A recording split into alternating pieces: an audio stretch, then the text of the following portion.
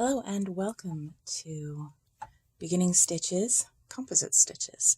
As you can see, I have already begun stitching here, and I had forgotten how much this particular thread stains, so I may end up with pink fingers by the end.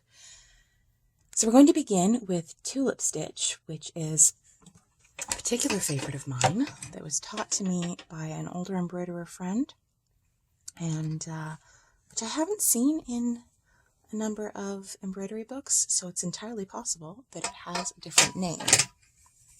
And that noise is just not one I'm going to be able to stop. So, let's see here.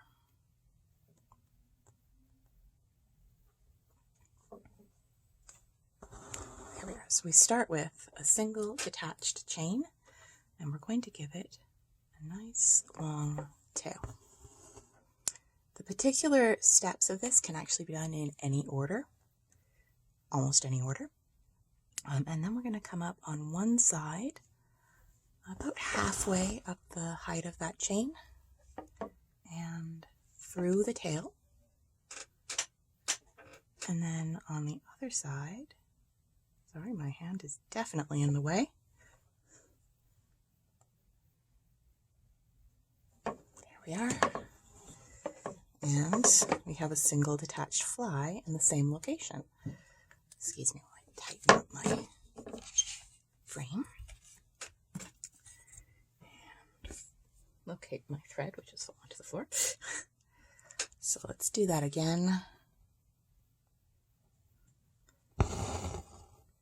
Set aside any kind of sensible thread management in favor of trying to have a stable surface to work with. Okay, so chain stitch with a nice long tail, and then we'll come up beside it. Actually, why don't we come up higher on this one so that we can see the difference between a more spread out fly and a tighter one.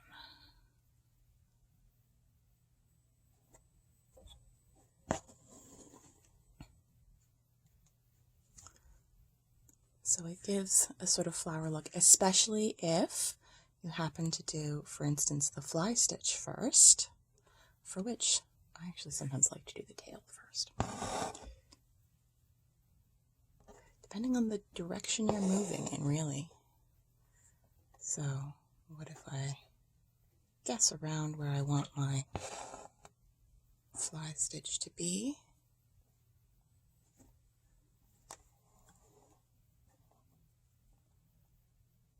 And then we do the fly stitch first, and I'm not going to pull that very, very tight because I want the chain to sit properly. I can then come in a different color for the detached chain part of this, which I really do want to sit above the fly.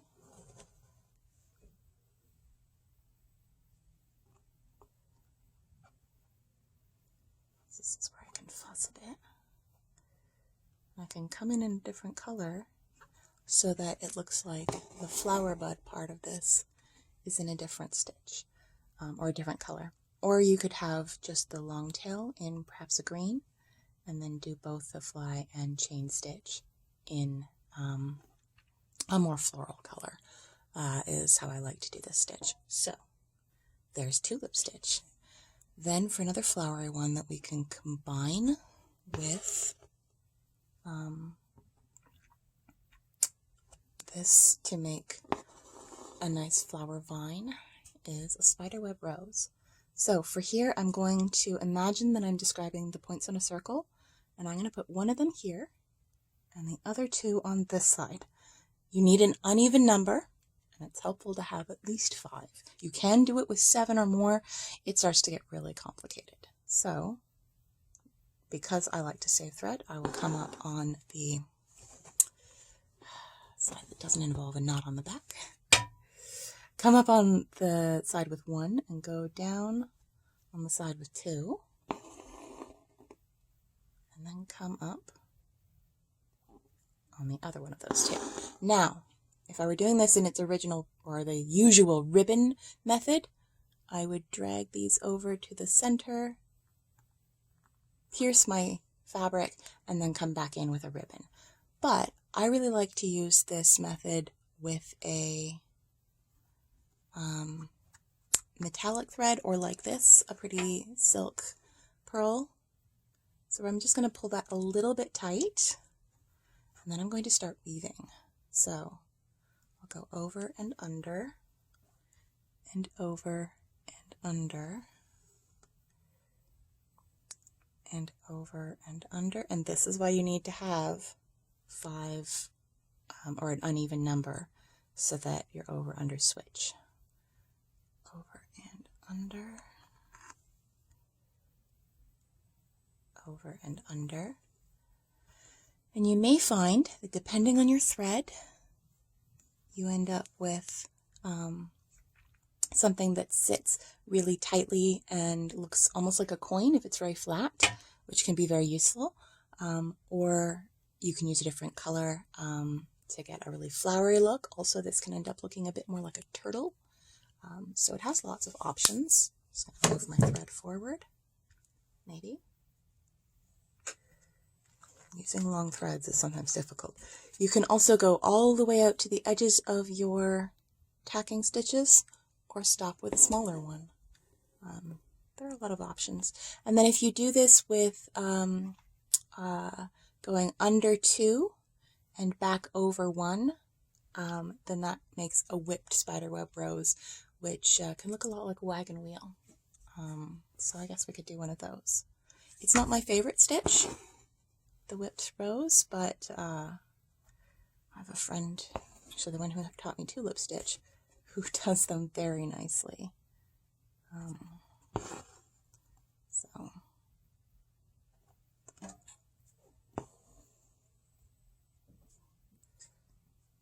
and you can see this doesn't have to be perfect.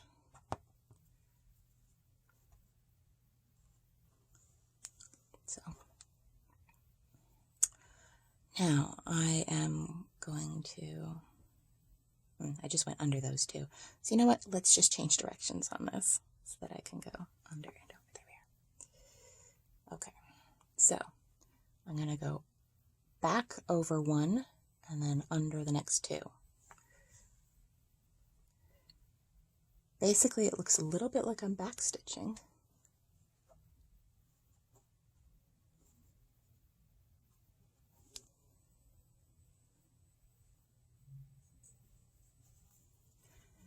This is a bit more dramatic with a larger stitch or a smaller thread. We make do with what we can.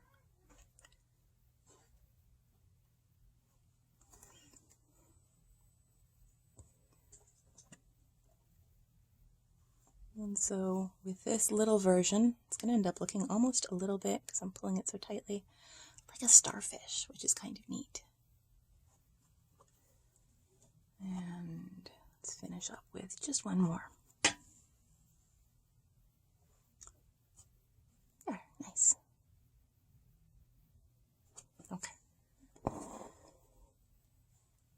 So there's the whipped rose, which in our case looks a little bit more like a starfish. And you can do this one as well with any number of ends, because it doesn't have to weave in and out. But let's move on to wheatear, which I will need my reference for so that I can remember. Oh no, I want to do tête boeuf first, because it's a little bit like the tulip stitch. So let me just run myself up here. So tulip stitch was a chain stitch and a fly stitch. Tête boeuf, with a long tail. Tête boeuf is going to be a chain stitch, just one, a little detached chain, but with a short tail.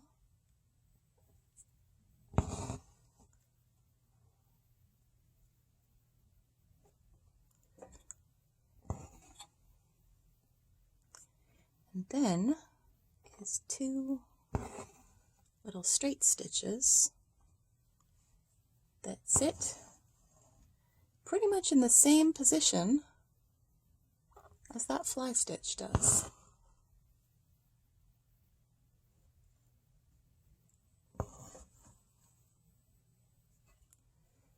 And I'll put another one over here. And again, you could do this also in any direction, which is to say any stitch order, because those straight stitches could come before the detached chain stitch, especially if you're working in different colors or if you're coming from a particular direction.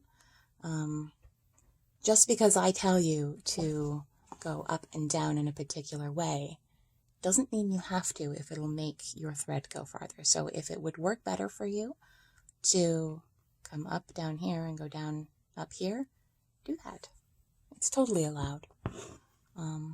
Very few people are going to be looking at the back of your work, and unless it's a stitch that is meant to be structural, like a tent stitch, we'll get to that some other time, then it's not necessary for the back of your work to be perfect.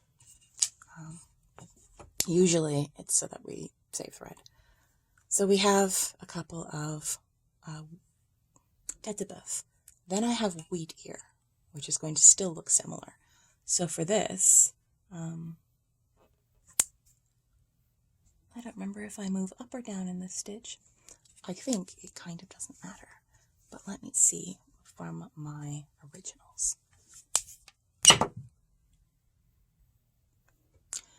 Looking at my sample piece, it looks like I'm going to move from the top. So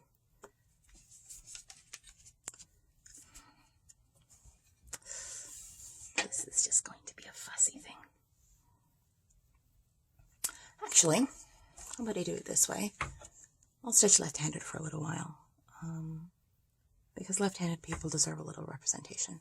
And although I'm not left-handed, I honestly don't think it's difficult to stitch left-handed. Maybe just a little bit more thinking from me on which direction. The other nice thing is if you are left-handed, or if you're a right-handed stitcher trying to train your left hand, stitching up and down rather than right to left or left to right can be really helpful, because it just takes away that nuisance of, oh, my hand is in the way. Anyway, sorry, we were doing wheatear. So we start with 2 little straight stitches, not unlike our little straight stitches from the tête boeuf, but they're connected this time. And those are going to end up being the tacking stitch for a chain. So now I'm going to, like with a detached chain, or a reverse chain stitch, I'm going to come in and I went underneath those stitches and back down. Now, this is a connected stitch. We're going to keep doing a continuous line of them. So I'm going to do 2 little stitches.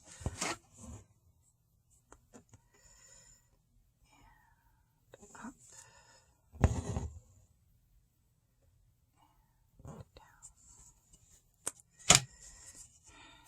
I really thought I would be better at holding this thing supported. Honestly, next set of videos, different frame. Maybe even a supported frame. Okay. And then through all of them. So, because of the angles I put them at, I'm going to have to do that in stages. If you have to do it in stages, no one has to know. Except for the internet. And back down. Again, you might note that these don't have to be done in a particular order. So if I wanted the different sides or the different stitches to be in different colors or different threads, I could lay down my chain stitches and then come back in with my straight stitches, and that would be totally fine. So for instance, if someone wanted to make something that looks like a sheaf of wheat, this is a stitch that looks really nice. It can be done in different types of thread. So again, I'm going to do this in 2 stages.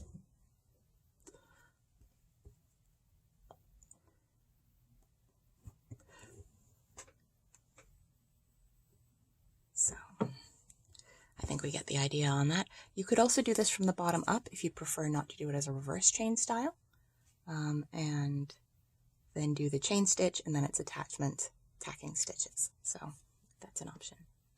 Right. Let's talk about whipped and threaded stitches. I'm going to lay down a little series of back stitches. And we're back. So, line of back stitches, which I've done in a slightly different color, which may or may not show up on this. And we're going to start with whipped stitches, which my mother loves. So I'm going to, and I happen to like the direction that's easier for me as a right-handed person. Do whichever direction brings you joy. What I'm going to do is going to go in each stitch from the same direction. So right to left or left to right, whatever you like. And this gives, particularly if you do it in two tones, a really nice twisted rope effect without having to do a twisted or angled stitch. But then, what if we switch our direction? And I'm going to go back and forth. For this one, I'm going to leave it a little bit looser because I think that happens to be very pretty.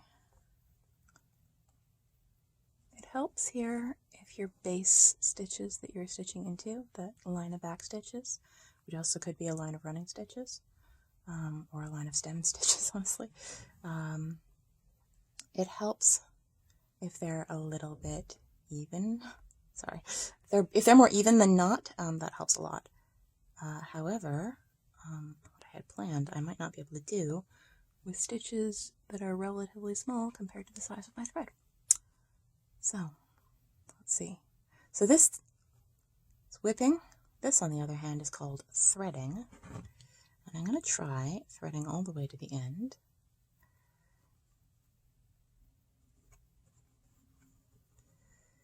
Honestly, this frame. Where we are working with a scroll frame, try not to get your thread caught on your wing nuts at the end, like I do every time. That was not a very nice thread, but that's fine.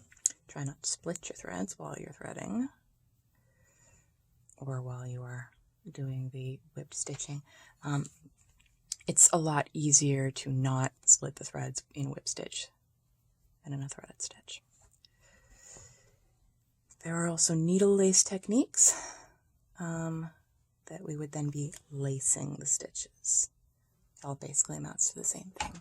So if I'm able to do this with a relatively large thread for relatively small stitches, I can go back and forth in the opposite direction, or rather the opposite direction of threading through my previously threaded stitches, and then this is a double threaded, and that will make a sort of interesting lacy chain-like stitch.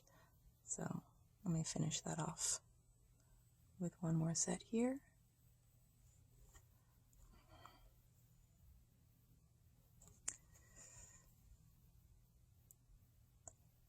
And then I have one more thing, for which I need to lay down my deer. If you're doing a relatively loose stitch, reminder, keep it relatively loose until you tie it on the back. I'm going to lay down some stitches. Pause. Alright, so since we're talking about whipping and threading, I wanted to talk about raised stem stitch. There's also a raised chain bend you can do on the same set. Let's see if we can do that. But I'm going to sort of do the reverse of that whipped Spiderweb Rose, where I'm going to do my stem stitch over 2, under 1, over the bars of stitching I've laid down. And so long as these bars of stitching are not too long, I can do them at different lengths. And so I don't pierce the thread at all until I get to the end, which is going to help me keep them from wandering too far. And then I can go back the other direction, but I have to remember to keep that same slant to my stitches. So whichever particular direction I chose, sometimes difficult to not pierce your own thread. There we go.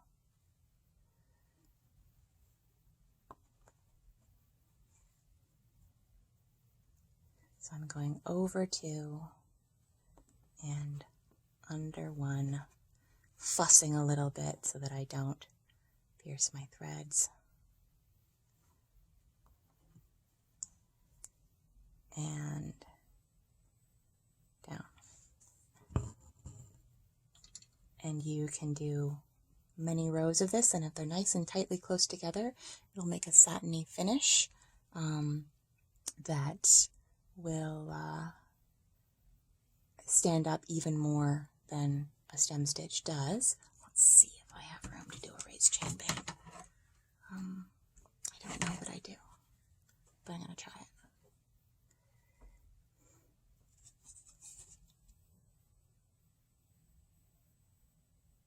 Squish it in the end here. Okay, so for this, I believe actually I need to be closer to there. Right. The fabric will forgive me. There we go. To come up nice and close to your starting point, because I'm going to go not piercing the fabric now underneath 2 and come up under my chain and then back through the same spot on the chain but underneath 2, so this one and the next one. Be sure to catch my chain loop and not make a mess as my threads want to knot and twist. There we go. And then try to hold this up a little higher because I'm running out of room and running out of thread. So if you're not at the very edge of your bar, this is a little easier to see. There we go. And you can see how smoothly and easily this moves once you've got it going.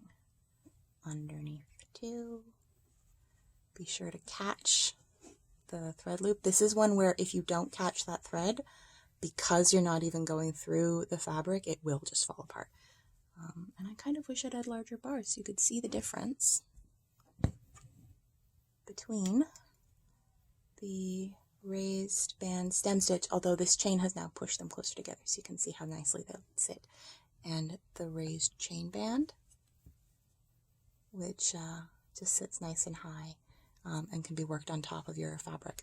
So keep in mind then, if I had a thread that I didn't want to pierce the fabric with because it would deteriorate, like a ribbon or a really delicate metallic, this raised band, either the raised stem, either the raised stem or the raised chain would help me to not have to pierce my fabric multiple times and help save the integrity of that nice surfaced thread. So let's have a look at the back of our work. So here were my tulip stitches and then my giant stitches going between them, so it doesn't take a lot of thread on the back for those. Then I have, oh yes, my Spiderweb Rose, where again we don't have very much on the back other than between the 2 spots.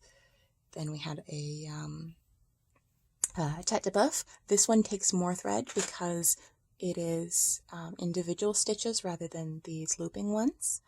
Then we did our wheatear, which actually looks very similar on the back than it did on the front. Also looks a lot like the fern stitch from our advanced straight stitches on the back.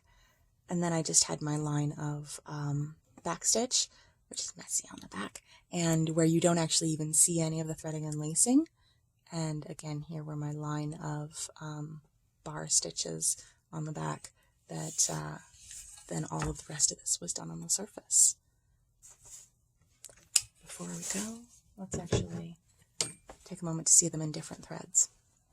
So in a cotton, the tulip stitch and the tête boeuf can stand out a little bit better because they don't close in their chain stitch quite as much. Here's the Spiderweb Rose done with 2 different colors, so it gets a really nice floral look. And here's another one that I think I want to give its own video because it's a bit complicated, is the Maltese Cross. Have a look it up in your stitch books if you'd like. Just lay down the stitches very carefully and it becomes very easy. This is a laced stitch. And then whipped, threaded, and double threaded. So, thank you very much. Have a great day.